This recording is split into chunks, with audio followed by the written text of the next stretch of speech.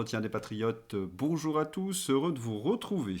Paysans, révolte et répression, info censurée, Patrick Sébastien, révélation ou grand bluff? Et la mondialisation, c'est fini? Avant de traiter ces informations et beaucoup d'autres, vous connaissez la coutume sur cette chaîne. Je commence toujours mon entretien par remercier ceux qui m'ont permis justement de le produire, car ils m'ont financé à l'aide des merci rémunérateurs. Et aujourd'hui sont à l'honneur des fidèles parmi les fidèles, Mister Guili Guili, Armel, ma chère Anissé, Francis et Véronique Gaillard, Thierry V, Farisme, Caustique, Michel C et ma chère Claire Dumay. Merci à eux du fond du cœur. Et puis je tenais à vous remercier, vous êtes formidables. Oui, il faut aider la réinformation en ces temps de très graves menaces sur la liberté d'expression. Comment faire? C'est simple, il suffit de lever le petit pouce, écrire de gentils messages, diffuser sur d'autres réseaux sociaux, et puis surtout, n'oubliez pas d'activer la cloche notification.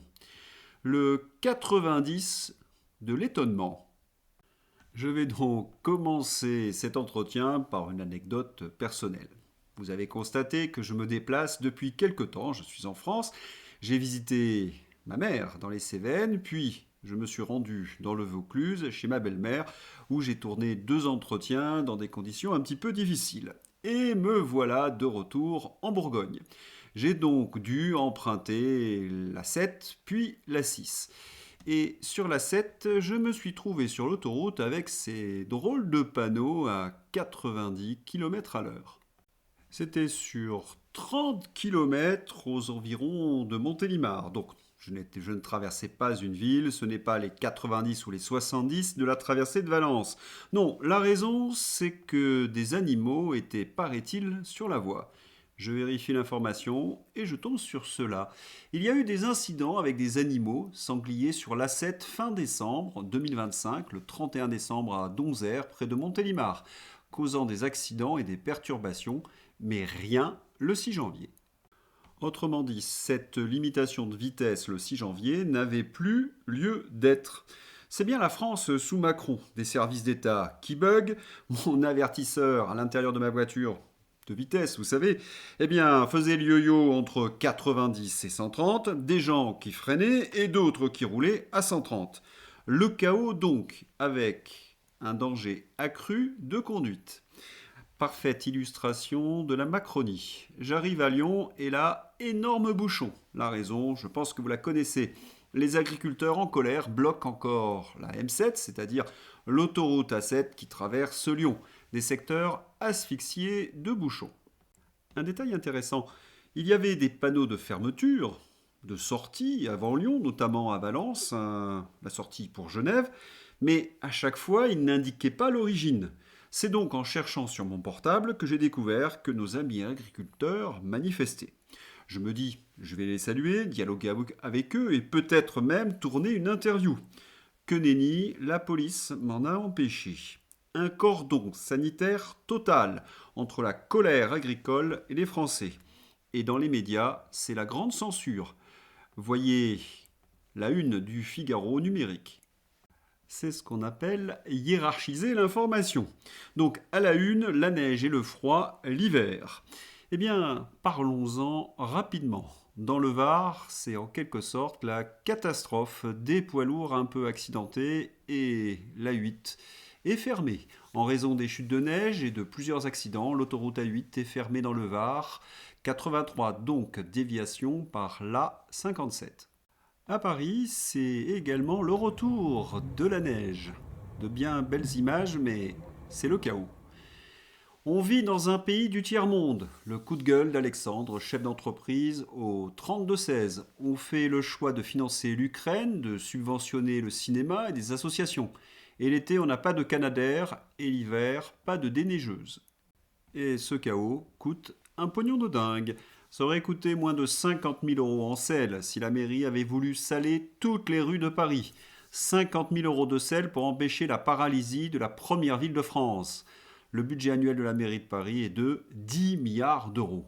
Selon les escrolos, plutôt que de saler, vaut mieux envoyer quelques centaines de voitures chez le carrossier, des centaines de piétons aux urgences et perdre des centaines de milliers de journées de travail, écoles fermées, bus bloqués.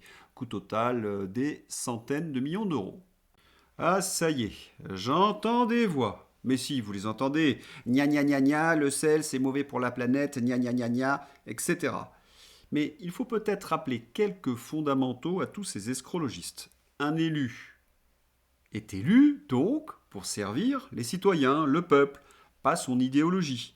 Si le sel est mauvais pour la planète, eh ben, qu'est-ce qu'on fait? On met des solutions alternatives avant que le gel ou la neige arrive. C'est ce qu'ont fait par exemple les Autrichiens. Ils ont utilisé, je crois, des copeaux de bois, du jus de betterave, si j'ai bien lu, etc. Donc on met les solutions alternatives avant que les gens aient des accidents ou qu'ils crèvent de froid. C'est pourtant simple, la politique. Mais revenons à nos amis agriculteurs qui se battent pour leur survie. Demande de renfort sur Toulouse. Le convoi agricole du Gers s'est fait bloquer par les gendarmes. Ils viennent de repartir, mais ils se retrouvent à rouler très lentement. Ils demandent du renfort. Mais la volonté est du côté des agriculteurs. Les convois passent. Ça y est, ça passe, les gars. Les gars, c'est passé. Voilà, plusieurs tracteurs viennent de percer les barrages. On se rapproche petit à petit de Paris, en attendant encore des renforts. Et quand une route est bien bloquée, on passe. Le convoi de la CR47 bloqué, puis reparti. En route vers Paris, le convoi de la coordination rurale 47 a été bloqué plusieurs minutes par les gendarmes. Tentative d'intimidation, pression inutile. Par le rapport de force, les agriculteurs ont tenu bon et sont repartis. La mobilisation ne s'arrête pas. La route continue. La détermination est intacte. Les messages de Bertrand Venteau. Pour pouvoir monter de façon pacifique, oui, on montera. L'appel solennel, il est lancé ce soir à nos départements à monter parce qu'effectivement, on est face à un langage un langage de sourds en face de nous. Donc voilà, on veut monter et il y a beaucoup de jeunes agriculteurs qui veulent faire partie de ces convois et on ne peut pas laisser la jeunesse. Voilà un appel solennel à tous les départements pour rejoindre les convois. Voilà, Toulouse est bloquée, les tracteurs qui avancent et certains convois ne sont pas très loin de Paris. Les collègues paysans de la coordination rurale bloquent actuellement la Nationale 10 au niveau de Perret en Yvelines. Les blindés de la gendarmerie les ralentissent dans leur progression. Le monde agricole monte à Paris, qu'ils viennent de Corse. Toulouse est bloquée d'ailleurs, les tracteurs avancent. Il faut absolument relayer ces informations et soutenir donc nos paysans, car sur les chaînes d'infos, c'est silence radio. Nicolas Vidal, prouesse et acrobatie médiatique absolument hallucinantes. Des chaînes infos pour éviter de parler de la révolte agricole qui s'amplifie partout en France. Des convois en route vers Paris ainsi que ceux prévus sur Toulouse cette nuit. On a la neige, Poutine, Trump ou encore Maduro, mais pas nos paysans. À Paris ou à Bruxelles, c'est la panique. On tente de désamorcer la colère agricole. Souvenez-vous, ce que je vous ai dit il y a quelques jours. Proposition pour 2028 et 2034. En juillet 2025, la Commission européenne a proposé un budget dédié à la PAC d'environ 300 milliards d'euros, parfois cité comme 293, 302 milliards, pour les aides aux revenus et le soutien aux agriculteurs. Cela représente une baisse nominale d'environ 20-24%, voire 30%. Face à la colère agricole, Van der Leyen a reculé. Ursula von der Leyen propose de débloquer 45 milliards d'euros pour les agriculteurs afin de rallier leur soutien à l'accord Union européenne-Mercosur. Mais à quoi servirait cet argent contre la concurrence déloyale du Mercosur et ensuite l'Inde, contre la politique folle de l'abattage, du libre-échange d'ailleurs avec l'Ukraine? Et ne parlons même pas des clauses de sauvegarde, on sait aujourd'hui que c'est du bidon. Cet argent, c'est du soin palliatif pour laisser crever le monde agricole. Nos politiques ont menti. Annie Genevard. Parlement européen. Mais vous êtes seul aujourd'hui avec la Pologne, la Hongrie, ce que vous Non, n'avez pas réussi la à faire France pendant n'est des pas mois, Annie seule. Genevard. Vous Non. pensez vraiment, non mais sincèrement, vous pensez vraiment que c'est réaliste aujourd'hui de trouver une minorité de blocage et de bloquer ce traité pour la France? Vous le pensez vraiment ou vous dites ça pour temporiser, pour Moi, ça apaiser? fait 6 mois. Pustula pourrait signer le Mercosur dès lundi au Paraguay. Annie Genevard prend l'eau en direct, parle du 12 janvier pour gagner du temps. Les journalistes lui rappellent que l'Italie lâche la France. Un naufrage en direct, comme toute la Macronie. La solution? Elle est très simple. Respect est mort. C'est pas grave, on va l'ouvrir, parce qu'il est gelé, on va pas tout ça. Faut tirer sur le beau côté. À gauche, ouais. Voilà. Allez, accroche-le et puis on va le... Et hop, un torchon européiste en moins. Bravo aux paysans de la Côte d'Or, on les salue, qui dégagent le torchon bleu à étoile de l'Union européenne. Magnifique. Cela devient un véritable phénomène, massif, significatif. Le Frexit progresse comme jamais dans les têtes et les cœurs. C'est une évidence. Sans cela, rien ne pourra changer. Nos élites ont été formées ou déformées au mondialisme. Et oui, nos élites sont comme des poissons qui ont vécu dans le bocal du mondialisme et de l'européisme. Le bocal vient de voler en éclats. Et ils sont incapables de s'adapter à la nouvelle donne.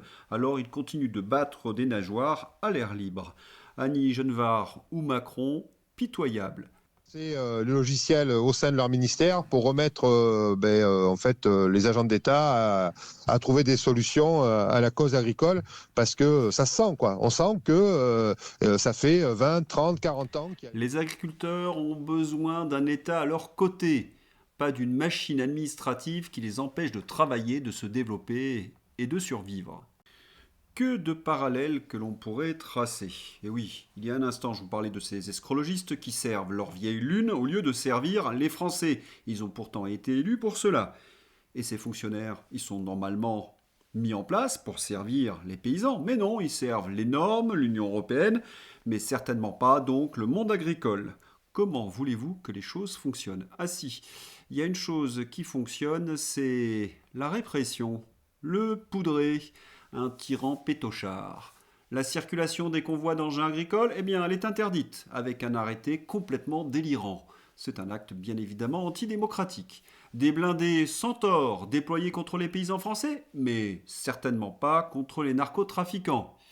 Il y a comme un refus de dialoguer avec le monde agricole, un dialogue de sourds, et surtout une soumission à Bruxelles avec la signature du Mercosur. C'est la lâcheté légendaire du petit instable de l'Élysée. Mais il y a une règle en histoire. Lorsque vous servez des lubies idéologiques, cela ne peut durer qu'un temps. Le réel finit toujours par triompher. C'est arrivé en Union soviétique. Et c'est en train de se passer à Bruxelles. Nos européistes continuent de croire à la mondialisation. Ils signent des traités de libre-échange. Ils sont en train de sacrifier le monde agricole et servent les intérêts de facto de leurs concurrents. Ils vont finir par s'en apercevoir quand la situation sera dramatique. Un peu comme l'automobile. Comment l'Allemagne a fait voler en éclats un pilier fondamental de la politique climatique de l'Union européenne. Un accord de dernière minute à Berlin a scellé le sort de l'interdiction des moteurs à combustion, un résultat auparavant impensable. Et oui, comme je le disais, la grosse commission est obligée de détricoter tout ce qu'elle a tissé pendant des années face au réel. Geoffroy Lejeune. Fabius, aujourd'hui, c'est pas Trump uniquement, d'ailleurs c'est aussi la Chine, c'est aussi la Russie évidemment. Il y a des grandes puissances qui sont en train de se comporter à nouveau comme des grandes puissances et qui envoient valser le monde d'avant. Et le monde d'avant est en train de s'effondrer sous les yeux d'Emmanuel Macron, de Van der Leyen, etc. Et ça leur est insupportable. Un mot.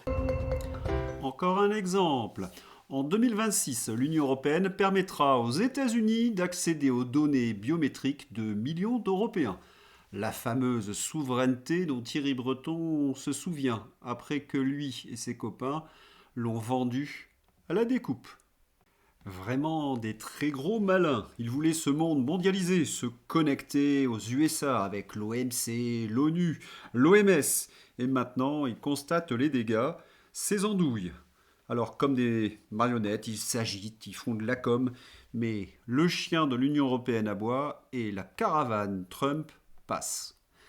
Je suis heureux d'annoncer que les autorités intérimaires du Venezuela vont transférer aux États-Unis d'Amérique entre 30 et 50 millions de barils de pétrole de haute qualité sous sanction.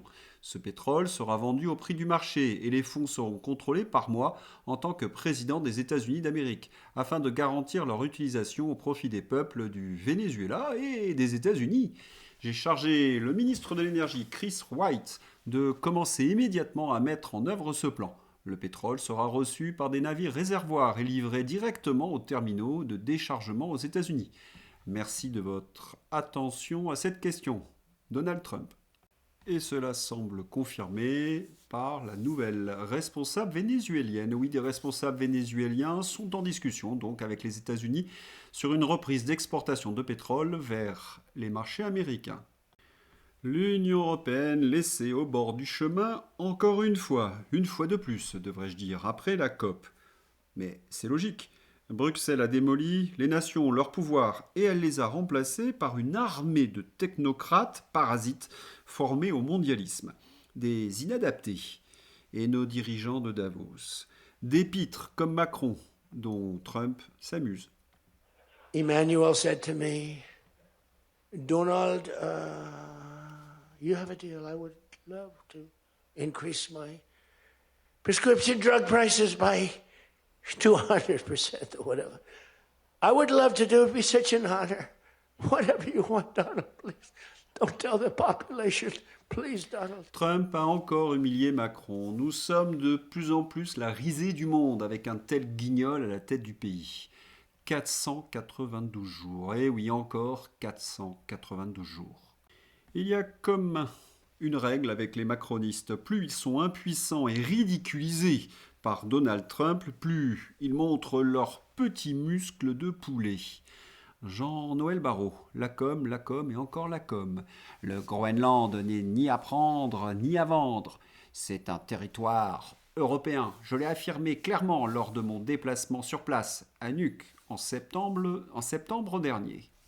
Le gouvernement français met plus d'énergie à défendre la souveraineté du Danemark sur le Groenland que celle de la France en Nouvelle-Calédonie. On rappelle pourtant que le Groenland n'est pas français, n'est même pas en Europe et ne fait plus partie de l'Union européenne, ex-CE, depuis 1985. Ça, c'est pour les européistes qui bavent devant l'identité européenne de ce territoire. Et majoritairement indépendantiste par rapport au Danemark. Dispose sur son sol de bases américaines, dépend d'un gouvernement danois qui continue d'acheter du matériel militaire américain, dont des F-35, et ce, malgré toutes les déclarations de Trump. Ne nous demande rien, joue habilement pour faire monter les enchères et se vendre un jour aux États-Unis de son plein gré à prix d'or. N'est donc en rien menacé d'une intervention militaire hostile des États-Unis. Vous le constatez par vous-même, au Groenland, on préfère les US que l'Union européenne, de Pustula, Macron, Barrot. Là encore, il y a comme une logique. Les Européens vont évidemment lâcher le Danemark en cas d'annexion américaine du Groenland. J'irai même plus loin, il n'y aura aucune sanction. Les Polonais et Mélanie, par exemple, se diront qu'il vaut mieux les Américains que les Chinois ou les Russes. Et pour cacher cette vérité, la bonne vieille propagande de Tourakovlev. Cette séquence dans laquelle Michel Tourakovlev, qui a travaillé pour l'OTAN, propose de mettre les Américains dehors d'Europe, est en train d'être relayée partout aux États-Unis. Yakov choque même les Américains. Celle-là, personne ne l'avait cochée sur le bingo 2026. Et c'est comme cela sur tous les plateaux des TV aux ordres. L'Europe devrait créer une base militaire au Groenland et y envoyer des soldats pour contrer Donald Trump et imposer ses valeurs. L'Europe doit être suffisamment armée. Ah bon? Parce que l'Europe a une armée, elle va la déployer avec l'OTAN contre les États-Unis, avec des casques bleus chargés de surveiller l'armée européenne pour voir si elle respecte bien le droit international? C'est affligeant de bêtises.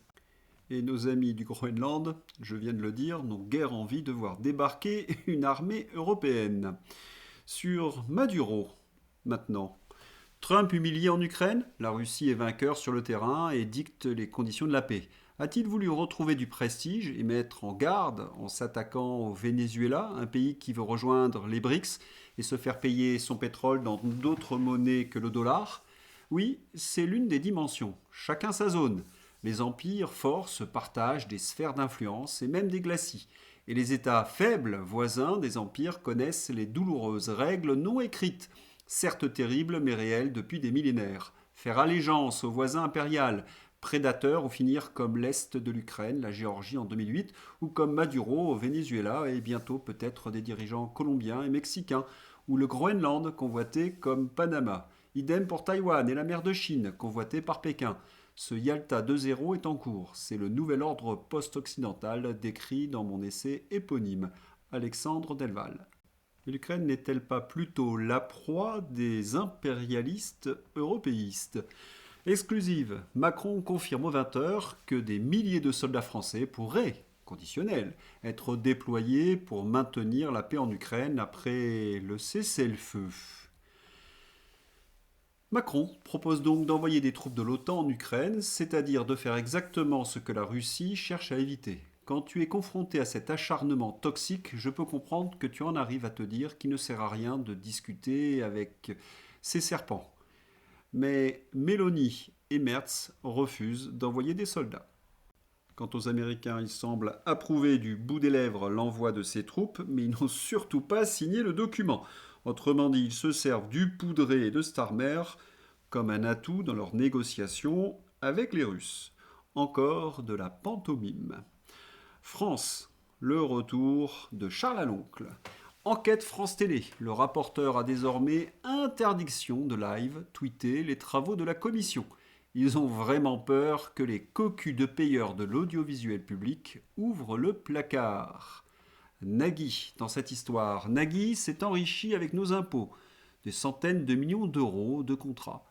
Mais il joue les gauchos végétariens dans les merdias. Il possède sa porcherie, mais il joue les tartuffes écolos défenseurs de la planète devant les caméras. Et pour cacher aux Français toutes les magouilles politiques et financières avec France TV, joue la carte victimaire, le racisme, pour salir Charles Aloncle, la gauche caviar dans toute sa saleté.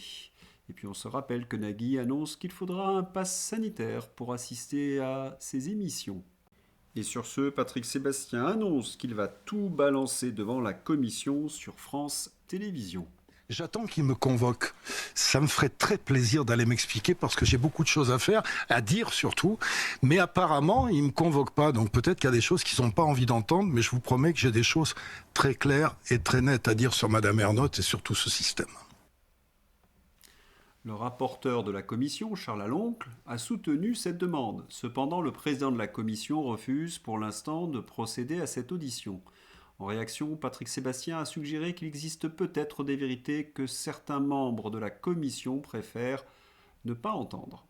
Si vous avez vu mon entretien consacré à Patrick Sébastien, vous savez que j'ai quelques doutes sur le personnage. Que cherche-t-il vraiment? Il a des dossiers? Eh bien, qu'il les donne. Là, on arrêtera de douter, car le grand bluff, ça suffit. Je vous l'avais annoncé hier, eh bien, voilà, c'est fait.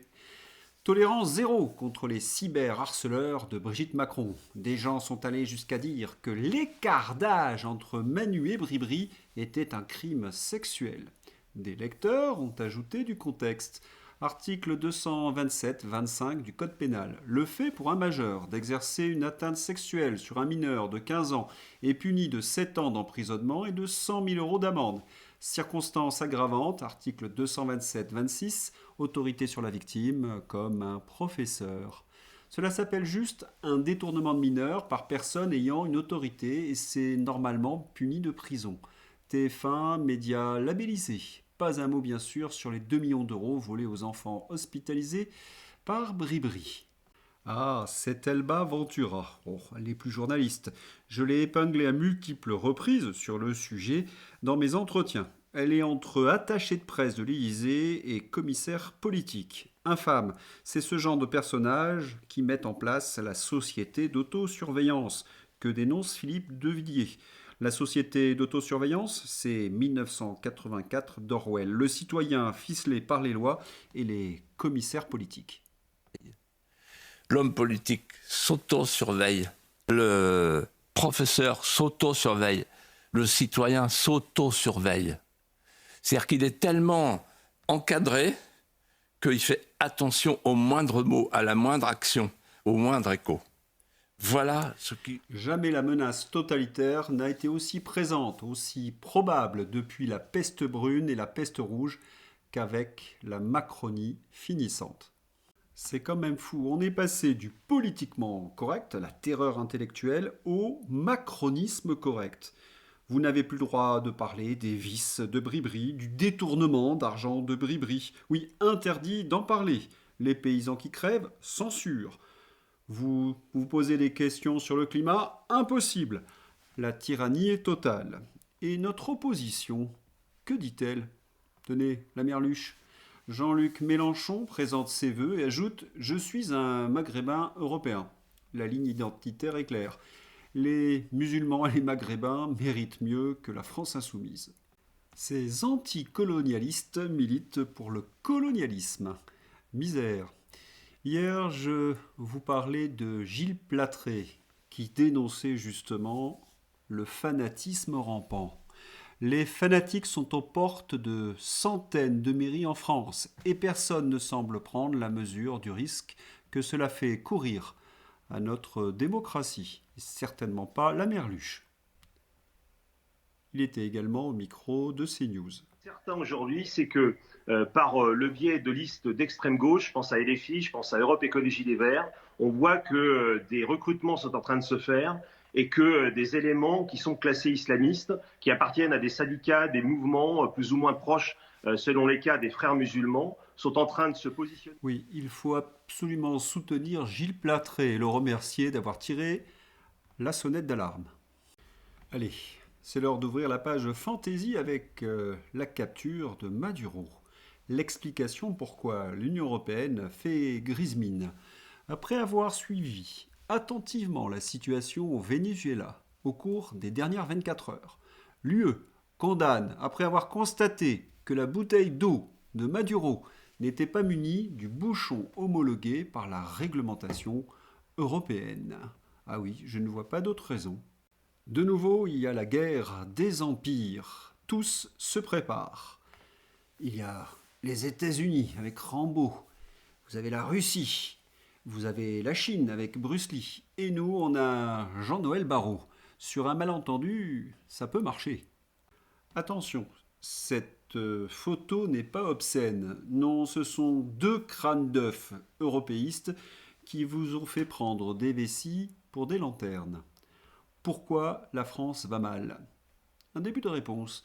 Ministre de l'Intérieur pendant 50 jours seulement, du 26 mars au 15 mai 2007, François Baroin a bénéficié pendant 18 ans d'une voiture avec chauffeur et d'une protection policière pour un coût estimé à près de 6 millions d'euros pour les finances publiques.